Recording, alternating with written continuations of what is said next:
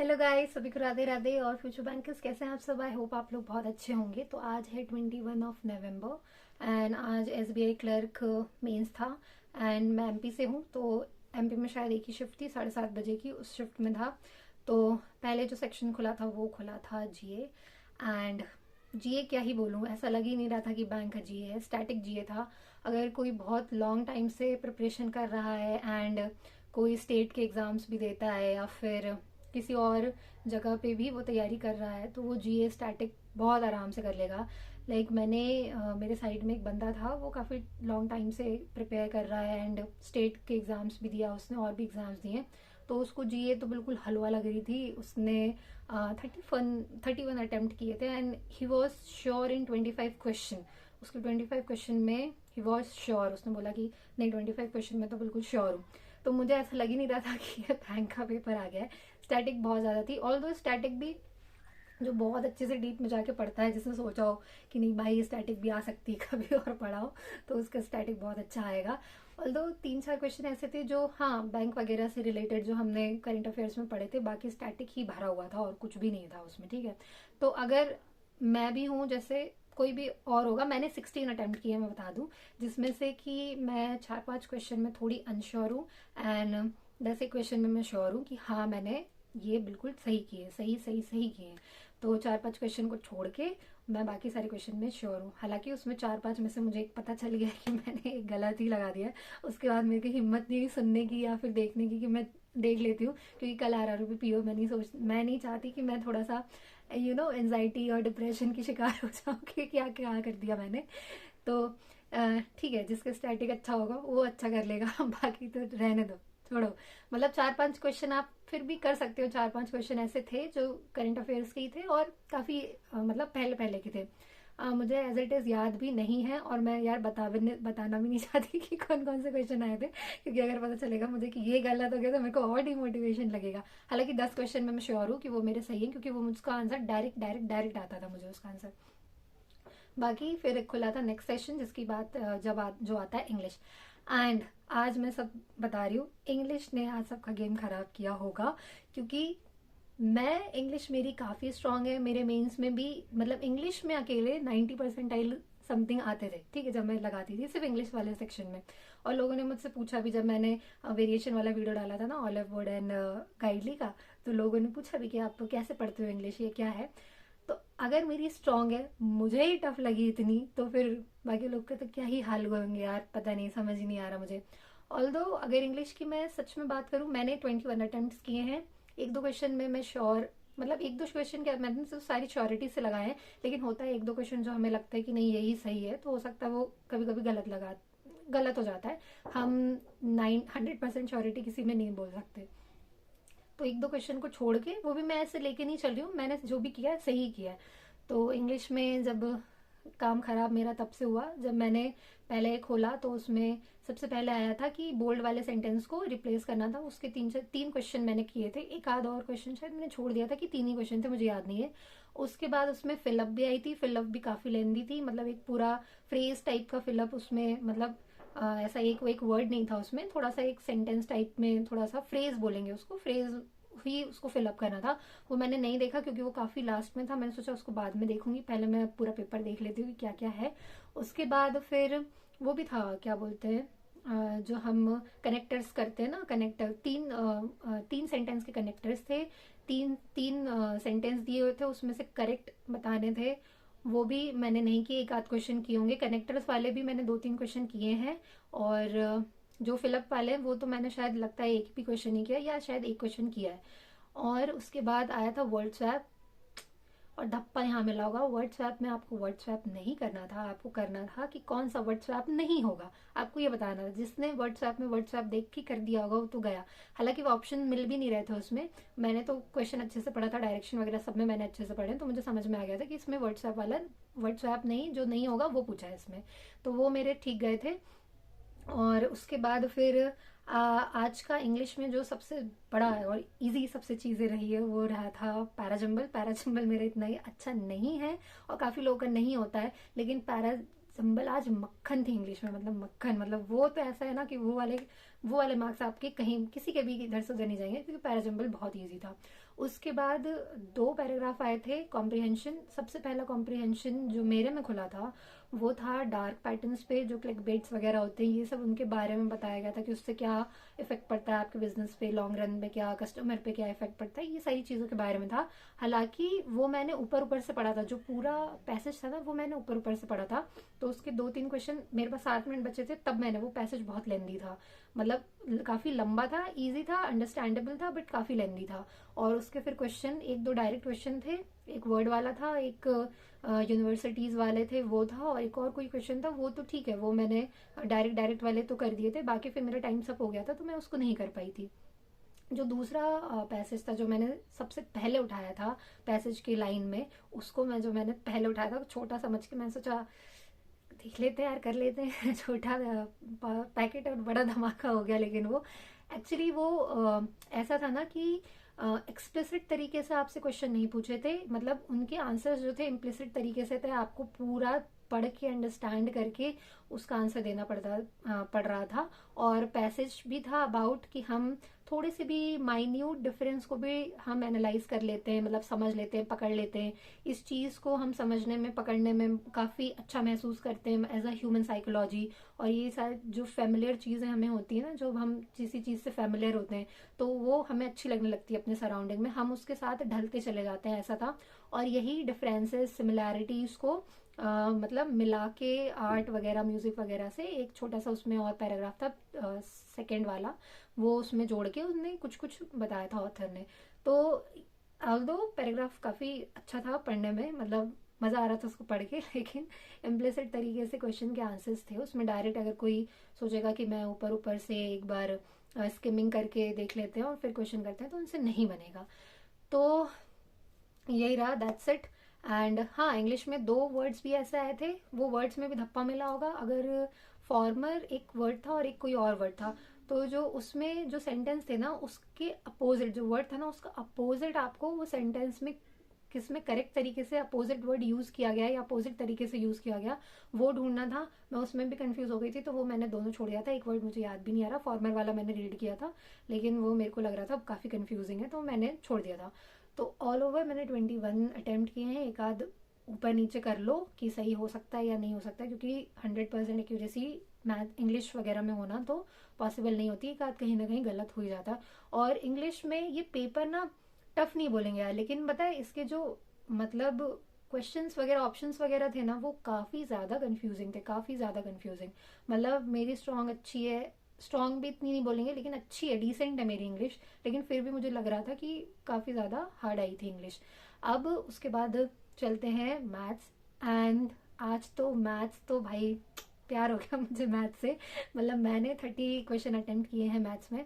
And आज मुझे maths एकदम मक्खन लग रही थी, क्वांट्स, मतलब क्या बताऊँ मुझे लग रहा था हाँ मैथ्स तो बहुत अच्छी दी है इन लोगों ने। तो मैथ्स में बता देती हूँ क्या क्या आया था। सिंपली आई थिंक अप्रॉक्सीमेशन था, सिंप्लीफिकेशन नहीं था, अप्रॉक्सीमेशन था, बहुत ईजी था अप्रॉक्सीमेशन, मतलब बहुत इजी क्लर्क लेवल का था वो तो। और उसके बाद फिर इनइक्वालिटीज थी, वो भी बहुत इजी था, वो भी बन गई थी मुझसे। फिर उसके बाद मुझे एज इट इज़ याद नहीं है कि मैंने अर्थमेटिक वगैरह में क्या क्या किए। उसके बाद फिर मैंने डीआई एक उठाई थी, उसमें डीआई थी लाइन ग्राफ वाली, जो लाइन ग्राफ थी 2023 और 24 वाला जो था, वो वाला बहुत इजी थी, वो सबसे इजी डीआई थी उसमें।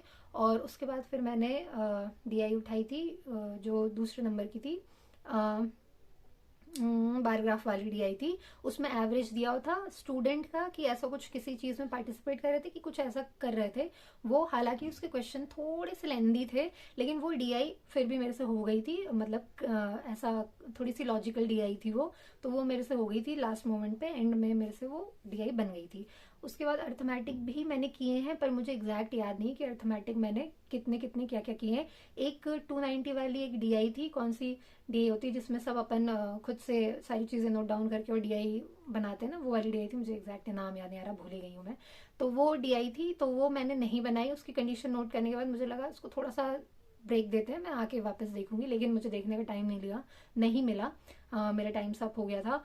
और क्या क्या थी जो सीरीज वगैरह वाली क्वेश्चन थी ना, रॉन्ग नंबर सीरीज और मिसिंग सीरीज वाली 2 आई थी, वो सीरीज वगैरह वो मैंने नहीं की, क्योंकि मेरा सीरीज इतना अच्छा है नहीं, मतलब मैं जो सीरीज वगैरह रहती है ना उसमें मिसिंग अगर रॉन्ग नंबर होता है तो मेरे से तो गलत, मतलब इतनी प्रैक्टिस है नहीं मेरी सीरीज वगैरह में, तो दोनों मैंने छोड़ दिया था। मैंने सोचा मैं इसको लास्ट में उठाऊंगी, लेकिन वही है कि टाइम्स अप हो गया। हालांकि मैंने 30 क्वेश्चन किए एंड मैथ्स में मैं श्योरिटी के साथ कह सकती हूँ कि 30 में से 30 करेक्ट होंगे मेरे, ठीक है। क्योंकि जब तक मेरी श्योरिटी नहीं रहती मैं मैथ्स में, तो वैसे भी कोई नहीं लगा सकता, तुक्के में क्या ही लगाएगा कोई, ठीक है। उसके बाद फिर मुझे एग्जैक्ट याद भी नहीं है और अर्थमेटिक वगैरह में क्या क्या थे मैं सब, मतलब दिमाग में नहीं आ रहा मेरे, मैं भूल सी रही हूँ ऐसा लग रहा है। उसके बाद हाँ एक डेनिम वगैरह वाली, मतलब फैब्रिक वाली या शर्ट का फैब्रिक डेनिम, और एक और कुछ था वो फैब्रिक का नाम, वो वाली भी डीआई मैंने सॉल्व करने की कोशिश की थी स्टार्टिंग में, लेकिन वो मेरे को समझ में, उसमें एक्स की वैल्यू निकालनी थी, तो एक्स की वैल्यू जब निकाल रही थी मैं, तो मेरे को समझ में आ गया था ये थोड़ी सी कैलकुलेटिव हो सकती है, तो उस टाइम पे मैंने उसको छोड़ दी थी।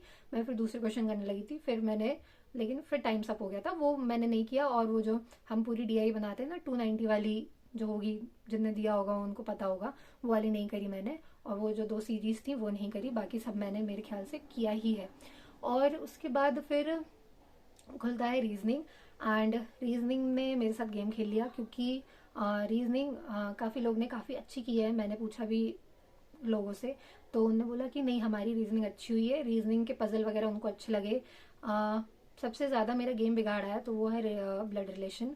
पता नहीं मेरी मति कहाँ से मारी हुई गई थी, पहले मैंने इनइक्वालिटीज उठाई, उसके बाद मैंने सीधे ब्लड रिलेशन उठाया, पजल वगैरह स्किप करके मैंने सोचा चलो ठीक है जो चीज़ें मिसलेनियस है मैं उनको जल्दी जल्दी कर लेती हूँ, तो मैंने ब्लड रिलेशन उठा लिया। मेरे 3 क्वेश्चन, मैंने उसमें से एक क्वेश्चन किया, पहला वाला क्वेश्चन तो बहुत ही लेंदी था, मतलब वो बीच में कर रही थी ना, तो मेरे को लग रहा था छोड़ दूँ, फिर मेरे को लग रहा था नहीं इतना बना ही लिया तो कर ही लेती हूँ। वो काफ़ी लेंदी था, और 2 ऐसे कंडीशन थी जिसमें स्वैप करके पढ़ना था, मतलब डायरेक्ट डायरेक्ट नहीं पढ़ना था, मतलब एक शायद हस्बैंड वाला कुछ था कि ऐसा कुछ था, और एक और कुछ ऐसी कंडीशन थी हस्बैंड या ब्रदर वाली कंडीशन थी जो स्वैप करके पढ़ना था, मतलब ए बी से रिलेट नहीं था, बी ए से रिलेट था, ऐसे करके पढ़ना था। तो उसमें इतना ज़्यादा दिमाग खराब हो रहा था ना, मतलब मुझे ऐसा लग रहा था कि पहला क्वेश्चन जब मैंने कर लिया उसके बाद मुझे समझ में आया कि नहीं ये बहुत लेंदी है। पहला क्वेश्चन हो गया था मुझसे, सेकंड क्वेश्चन भी मैंने सोचा चलो ये थोड़ा छोटा है मैं कर लेती हूँ, लेकिन सेकंड क्वेश्चन का मुझे आंसर ही नहीं मिल रहा था, शायद गलत दिया था उनने कि क्या दिया था मुझे पता नहीं, या प्रेशर में मैं ठीक नहीं कर रही होंगी मे बी।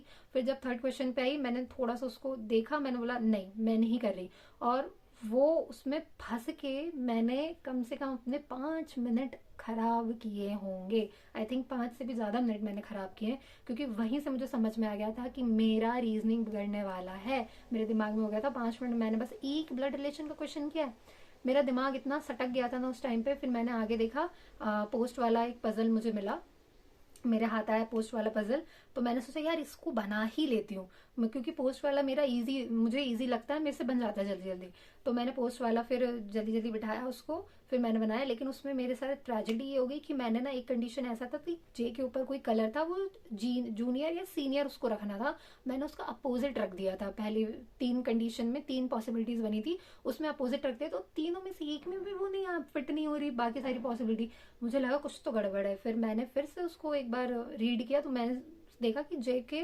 ऊपर शायद कौन सा कलर था यार, सी से कोई कलर का नाम था, मुझे कलर का नाम भी याद नहीं है, तो कलर या तो ऊपर था या तो नीचे था, बहुत अजीब सा कलर था वो, ऊपर था कि नीचे था। तो फिर मैंने देखा कि अरे ये सीनियर है जूनियर है, मतलब फिर मैंने करेक्ट कर ली थी उसको, मुझे अभी भी याद नहीं वो सीनियर है जूनियर है, लेकिन उसमें मेरे काफ़ी टाइम चला गया था, मतलब ज़्यादा कंज्यूम हो गया था। ऑब्वियसली मैंने उसकी एक तरह से, जहाँ सबने 3 पॉसिबिलिटी बनाई होगी और उसमें से एक बन गई होगी, मैंने 6 पॉसिबिलिटी उसकी बना दी, क्योंकि सीनियर जूनियर से मेरा काम खत्म हो गया था वहाँ पे।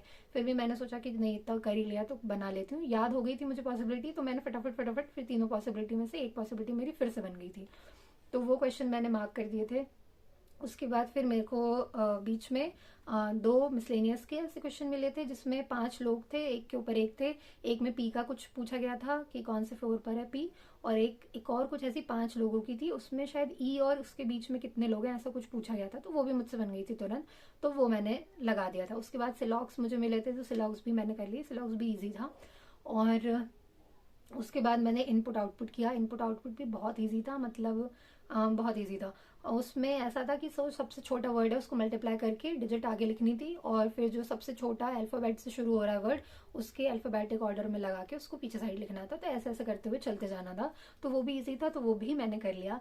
अब जब मैंने इतना सब कर लिया, मेरा इतना टाइम खराब हो गया वो एक पोस्ट वाली डीआई में, और एक ब्लड रिलेशन तो पूछो ही मत यार, 5 मिनट में एक क्वेश्चन, समझ रहे हो कितना। 5 मिनट में मैं कोई दूसरी डीआई उठा लेती, एक 6 पर्सन वाली की कुछ ऐसी डीआई थी जो ट्रायंगल में बैठे हुए थे, इससे अच्छा मैं वो कर लेती, वो तुरंत हो जाती। पर ठीक है, अब जो होना था तो हो गया। फिर उसके बाद जब मेरे पास 7 या 5 मिनट ऐसा कुछ बचे हुए थे, तब मैंने उठाई थी डीआई वो वाली, वो भी कलर्स वाली थी डीआई, और वो भी 7 लोग थे, ऐसा कुछ था उसमें। तो वो वाली डीआई मैंने उठाई, और गॉड ग्रेस वो डीआई मुझसे बन गई, तो वो मैंने कर ली थी। उसके बाद फिर मेरे पास वो डीआई और मेरे से जल्दी बन गई थी, लाइक 4 साढ़े 4 मिनट में समथिंग बन गई थी वो डीआई। फिर मेरे पास 1 या 2 मिनट ऐसा कुछ पड़े थे, तो मैंने सोचा कि देख लेती हूँ कि मैंने जो भी क्रिटिकल रीजनिंग है ना उसको मार्क करके रखा था कि मैं बाद में आखिरी में पढ़ूंगी, मेरे पास टाइम मिलेगा तो। क्योंकि क्रिटिकल रीजनिंग ऐसी होती है ना कि गेम खराब कर देती है, अगर आप सारे करके जाओगे तो आपके नेगेटिव वो लगा ही देगी। तो मैंने क्रिटिकल रीजनिंग 1 मिनट दिया, 2 क्रिटिकल रीजनिंग पढ़ी, एजम्पशन वाली थी दोनों, पता नहीं एजम्पशन वाली क्यों खुली, जबकि एजम्पशन वाला ही पोर्शन मेरा सही नहीं है, इन्फ्रेंस वाला फिर भी मेरा पोर्शन ठीक है, लेकिन वो मुझे समझ में आ गया था ये मुझसे नहीं होगी, तो मैंने वो छोड़ दिया। उसके बाद फिर मेरे पास आधा मिनट या कुछ समथिंग कुछ बचा हुआ था, तो मैं फिर जो सेंटेंस फॉर्मेशन वाला क्वेश्चन था तो वो खुला मेरे सामने। मैंने सोचा ये इसको बनाना है कि नहीं बनाना है, उतनी देर में मैं उसकी कंडीशन ही पढ़ी, उतनी देर में टाइम अप हो गया। तो रीजनिंग में मैंने 23 ही अटेम्प्ट किए हैं, तो ओवरऑल मेरे 90 अटेम्प्ट हुए हैं इसमें। पेपर मेरा इतना अच्छा नहीं गया, अप टू डेट नहीं बोलेंगे, क्योंकि रीजनिंग में अगर वो 5 मिनट में ख़राब नहीं होते तो मेरा एक और पजल हो जाता, एंड वो 6 वाला तो पजल हो ही जाता जिसमें 6 पर्सन थे, ट्रायंगुलर में बैठे हुए थे वो लोग, वो तो हो ही जाता। और एक अनसर्टेन वाली पजल भी थी, मैंने देखा पूरा पेपर है मैंने, लेकिन अनसर्टेन वाली और जो 6 वाली पजल छूट गई मेरी। और अगर थोड़ा सा स्टैटिक अच्छा होता तो जीए भी मेरा ठीक चला जाता। आई थिंक इंग्लिश तो सभी का बिगड़ा होगा, नो डाउट, क्योंकि इंग्लिश काफ़ी टफ थी, और पता नहीं जिनका नहीं बिगड़ा तो पता नहीं राम जाने उनका क्या हुआ होगा, उन्हें अच्छी प्रैक्टिस हुई होगी, लेकिन इंग्लिश तो सही में टफ थी। और जीके ईजी थी, लेकिन वही है स्टैटिक है, अब जिन्हें स्टैटिक ज़्यादा पढ़ा होगा ठीक है उनका भाई, तो उनसे हो गया होगा, लोग ज़्यादा मार्क भी करके आ रहे हैं जीके में। ऑल्दो 90 में मैं 90 अटेम्प्ट्स में एमपी से तो मुझे कोई स्कोप नहीं दिख रहा, जनरल से हूँ क्योंकि कैटेगरी से मेरी, तो मुझे कोई स्कोप नहीं दिख रहा, क्योंकि और अच्छा पढ़ने वाले और अच्छा स्कोर करने वाले लोग हैं। तो देखते हैं क्या रिजल्ट रहेगा। ऑल्दो 40 ही जनरल में सीट मतलब एमपी में सीट है जनरल्स की, तो इतना कुछ मुझे उम्मीद भी नहीं है इससे, लेकिन ठीक है, मैंने अपना 100% दिया इस एग्ज़ाम में। बस थोड़ा सा वो रीजनिंग हो जाता ना तो हो जाती है, तो लगा ही रहेगा। तो चलिए, कल आरआरबी पीओ का पेपर है, मैं जाती हूँ, अब मॉक वगैरह लगाऊंगी थोड़ा 1 आध घंटे सो के, एंड फिर आरआरबी पीओ का एनालिसिस मैं आपको दूंगी। कल मेरा 10:15 वाली शिफ्ट में है। आप लोग बताइए कि आप लोग का मेंस कैसा रहा, कौन से स्टेट से थे, कौन सी कैटेगरी से आपने भरा था, क्योंकि हम सिर्फ अटेम्प्ट्स दे लिख के चले आते हैं तो बेचारे सारे बच्चे शॉक्ड में आ जाते हैं, ना हम उनको स्टेट बताते हैं ना फिर अपनी कैटेगरी बताते हैं, क्योंकि इससे पता चलता है ना कि भाई जैसे अगर आप किसी स्टेट से हैं, पर्टिकुलर स्टेट से हैं, तो एक श्योरिटी रहती है ना कि हाँ यहाँ इतने हाईएस्ट बच्चे, मतलब इतना हाई उनने किया है, और फिर मतलब दिमाग खराब हो जाता है लोगों का कि अरे इतना कैसे किसी ने अटेम्प्ट कर लिया, ये इतना कैसे अटेम्प्ट कर लिया। तो प्लीज़ अपने अटेम्प्ट ज़रूर बताइएगा, कौन से स्टेट्स हैं ये भी ज़रूर बताइएगा।